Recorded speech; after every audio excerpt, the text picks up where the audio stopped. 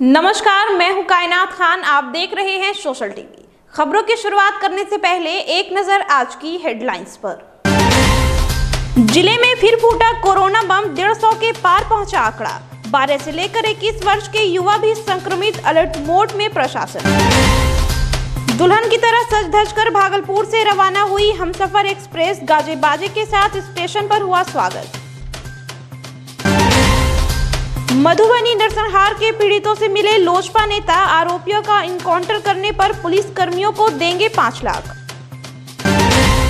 और प्रधानमंत्री आवास योजना के लिए डंके की चोट पर रिश्वत की डिमांड, आवास सहायक का पति कर रहा है उगाही।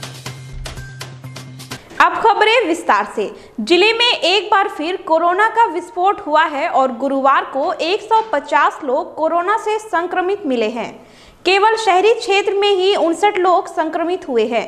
संक्रमितों में सदर अस्पताल का चिकित्सक, मेडिकल कॉलेज अस्पताल का लैब टेक्नीशियन, अधिवक्ता सहित अन्य लोग शामिल हैं। चिंताजनक यह है कि संक्रमित होने वालों में 12 वर्ष से लेकर 21 वर्ष के युवा भी शामिल हैं। वहीं शुक्रवार को रेलवे स्टेशन परिसर में संचालित कैंप में 196 लोगों की जांच की गई, जिसमें 42 संक्रमित मिले हैं। वहीं वैक्सीन का स्टॉक खत्म होने के बाद सदर अस्पताल में शुक्रवार को कोरोना का टीका नहीं लगाया गया। जिले में कोरोना संक्रमण की रोकथाम को लेकर डीएम सुब्रत कुमार सेन ने अधिकारियों के साथ बैठक की। डीएम ने कोरोना की रोकथाम को लेकर गाइडलाइन का सख्ती से पालन करने और कई आवश्यक निर्देश दिए। उन्होंने कहा, पिछले वर्ष की तरह ही इस वर्ष भी संक्रमण के विस्तार को नियंत्रित करने के लिए गहन प्रयासों की जरूरत है। चिर प्रतीक्षित हमसफर स्पेशल एक्सप्रेस दुल्हन की तरह सज धज कर भागलपुर से रवाना हुई, जहां इसका गाजे बाजे के साथ स्वागत हुआ। 1200 यात्रियों को लेकर हमसफर ने अपने सफर की शुरुआत की। गुरुवार की शाम ट्रेन अपने निर्धारित समय 6:55 में प्लेटफॉर्म संख्या 4 पर पहुंची और 7:30 बजे नई दिल्ली के लिए रवाना हो गई। ट्रेन के पहुंचते ही फूलों की बारिश की गई और मिठाइयां बांटी गई। आजादी के 74 साल बाद गोड्डा के भागलपुर रेल सेवा से जुड़ने की यात्रियों के चेहरे पर खुशी दिखी। हमसफर एक्सप्रेस गोड्डा से डीजल इंजन लगकर भागलपुर पहुंची और यहां इलेक्ट्रिक इंजन से बदल गई। हमसफर अब 19 अप्रैल से हर सोमवार को चलेगी। गोड्डा से रवाना होने का समय दोपहर 12:40 का रहेगा। हमसफर एक्सप्रेस को गोड्डा से भागलपुर आने में करीब 4 घंटे लगे। गोड्डा के बाद यह ट्रेन पोरैयाहाट, हंसडीहा, मंदार हिल व बाराहाट स्टेशन पर रुकेगी। संथाल परगना के साथ साथ पूरे अंग जनपद के लिए आज का दिन ऐतिहासिक दिन है। आज का दिन माननीय सांसद निशिकांत दुबे जी के मेहनत के द्वारा स्वर्णाक्षरों में अंकित होगा, जिसकी जितनी प्रशंसा की जाए कम है, क्योंकि संथाल के साथ साथ अंग जनपद के लिए हमसफर एक्सप्रेस एक सौगात से कम नहीं है। प्रधानमंत्री आवास योजना में डंके की चोट पर रिश्वत की डिमांड की जा रही है। रिश्वत मांगने वाले स्पष्ट रूप से कह रहे हैं कि योजना का लाभ लेना है तो जेब ढीली करो। मामला सनहौला प्रखंड के माधोपुर गांव का है। यहां रिश्वत की कमान आवास सहायक कृति कुमारी के पति दीपक कुमार संभाल रहे हैं। शिकायत है कि 10 से लेकर 20,000 लेने के बाद ही खाते में राशि दी जा रही है, जिससे लाभुकों में मायूसी के साथ आक्रोश भी है। वार्ड सदस्य 11 नंबर वार्ड के गणेश तांती ने भी इसकी पुष्टि करते हुए बताया, आवास सहायक को घूस मिलने के बाद ही लाभुक के खाते में पैसे भेजे जाते हैं। हम लोगों को सहायक ने लिया है पैसा, 15,000 रुपया दिए हैं। बोला नहीं, खर्चा दीजिएगा तो पैसा लेट से आएगा। और उसके बाद 2 ही किस्त हमको मिला है। तो फिर पैसा कितना ले लिए? पैसा दिए हैं 15,000 रुपया। पहले पैसा अलो 40,000 के 50,000 अलो तो गलिए मुँह उठा लो, मुँह 10,000 ले लो जी। बताइए इधर देखिए। कि हमरा पैसा तो कम करबो, पैसा ना दियो तो कत्ता ले लगे अपना से? 9,000 पैसा दिले छी, एक दफी 3,000, एक दफी 2,000, एक दफी 4,000। ये 2019-20 में हम लोग को इंदिरा आवास सहायक मिला था, प्रधानमंत्री आवास। तो सहायक हमसे मिलने आया डॉक्यूमेंट्स लेने के लिए। तो डॉक्यूमेंट्स एक दिन लेके गया, बोला कि हाफी डिपीट करवाएंगे। उस दिन 1,000 रुपया लिया हमसे। और उसके बाद बोला कि पैसा फिर 2-4 दिन के बाद आया दीपक कुमार, कृति कुमारी का पति। उन्होंने बोला फिर कि 10,000 रुपया ऐसा कीजिए दुर्गेश जी, आपको 10,000 रुपया देना होगा तब पैसा आएगा। बोले क्यों? बोला कि नहीं 10,000 रुपया दीजिएगा तभी पैसा आएगा, अन्यथा पैसा नहीं आएगी। भागलपुर के सबौर थाना क्षेत्र के परघरी में पड़ोसी द्वारा बम फेंके जाने से 8 वर्षीय हिमांशु गंभीर रूप से जख्मी हो गया। घायल बच्चे को इलाज के लिए परिजनों ने मायागंज अस्पताल में भर्ती कराया, जहां से चिकित्सकों ने उसे बेहतर इलाज के लिए पटना रेफर कर दिया।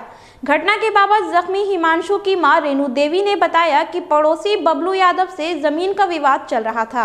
इसी दौरान आज सुबह उसके घर से बम फेंक दिया गया, जिसमें उसका बेटा बुरी तरह जख्मी हो गया। वहीं पुलिस पूरे मामले की छानबीन में जुट गई है।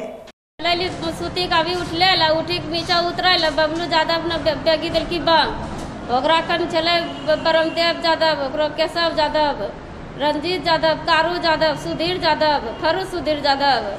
बबलू यादव की बगल में छे हाँ जमीन रो दुश्मनी छे, ओकरा बगल में जमीन निकले ओकरा अंगनो से फेंकला छे।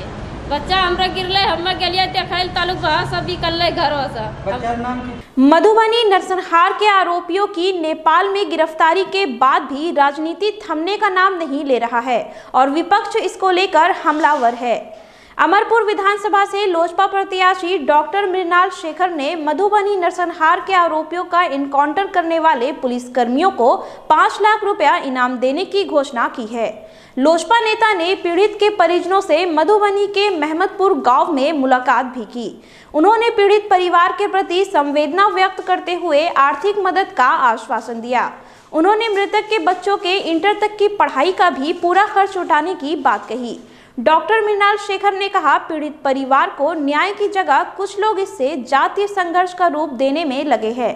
डॉक्टर मृणाल शेखर ने नरसंहार के आरोपी पुलिस अधिकारियों का कॉल रिकॉर्ड सार्वजनिक करने की भी मांग की है। पहुंचे हैं, इस परिवार को न्याय मिले, इंसाफ मिले और इसकी लड़ाई आज बिहार का हर तबका कर रहा है। ये जातीय संघर्ष नहीं है, इसको कुछ लोग जातीय रूप देने की कोशिश कर रहे हैं, ब्राह्मण राजपूत की लड़ाई बता रहे हैं। लेकिन ये रावण सेना जो बनाकर और रावण की प्रवृत्ति समाज में फैलाना चाहते हैं, ये ऐसे लोगों के बीच है और अच्छे लोगों की लड़ाई है। ये पूरा परिवार फौज से जुड़ा है, देश की सेवा के लिए समर्पित रहने वाला परिवार है और बेवजह हत्या हुई है। ये नरसंहार है, बिहार में नरसंहार की शुरुआत हुई है, ये किसी तरीके से जायज नहीं है।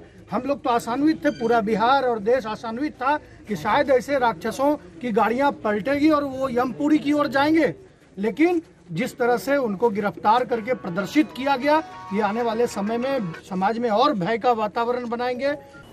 ड्यूटी में लापरवाही बरते जाने पर एसएसपी निताशा गुड़िया ने जगदीशपुर थाने के एएसआई राजेश कुमार और 2 जवान को निलंबित कर दिया है।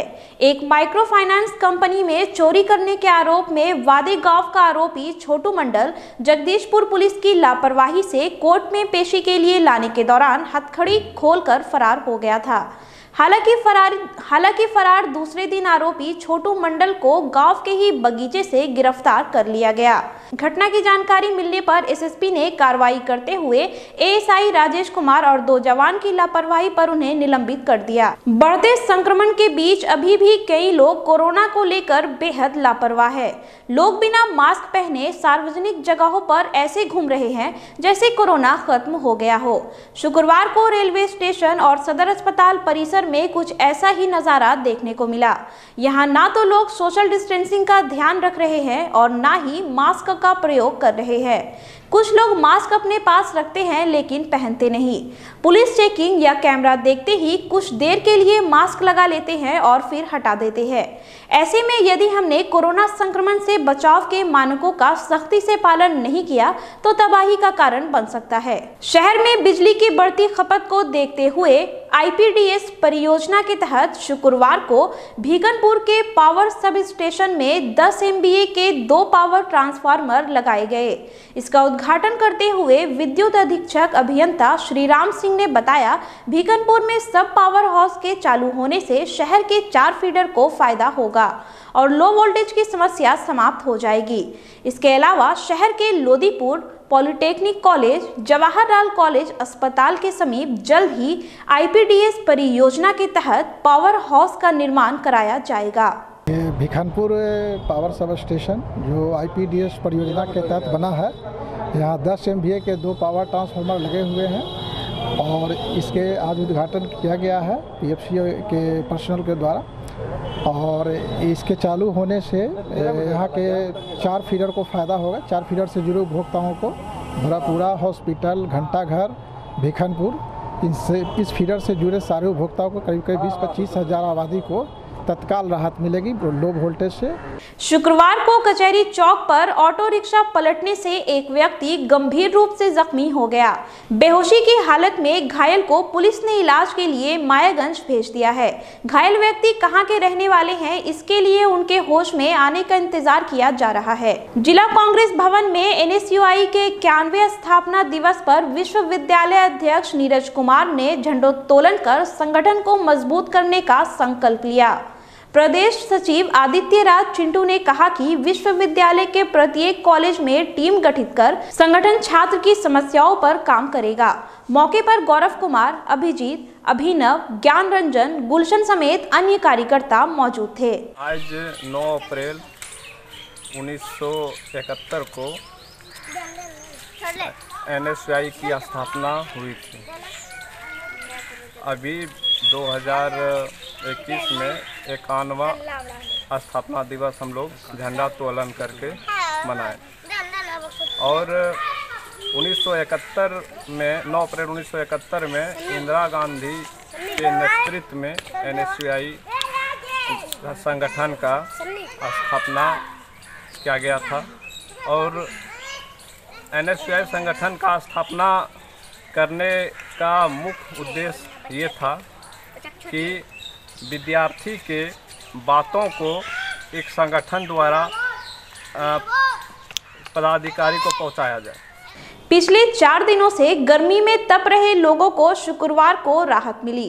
अचानक शाम में रुक रुक कर बारिश होने से मौसम खुशगवार हुआ और लोगों को थोड़ी देर के लिए गर्मी से निजात मिल गई।